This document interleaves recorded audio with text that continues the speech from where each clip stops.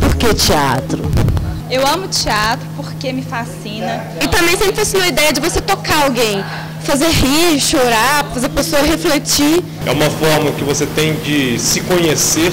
É sangue nas veias, é emoção, é coração. Na filosofia de vida. Por que teatro?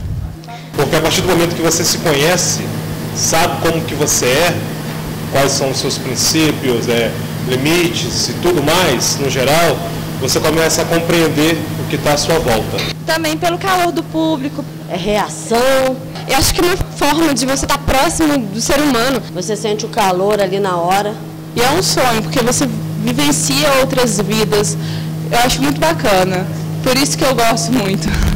Eu não sei explicar ao certo o que é, mas eu sinto um sentimento tão forte por isso. E teatro, ele é uma espécie de evolução espiritual, onde você tem uma visão diferente de tudo que está à sua volta. Os poucos minutos que eu tenho em cena são os melhores minutos que eu posso ter na minha vida. Teatro me completa, não sei explicar porquê, me faz bem. E, nossa, teatro é tudo de bom. Nossa, maravilha, né?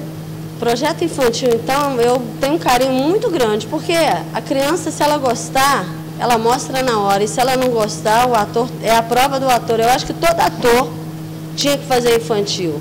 Ali é que você vai testar se você tem ou não a capacidade de prender a atenção do público, porque a criança é verdadeira. O adulto sabe mentir muito bem, agora a criança não sabe mentir.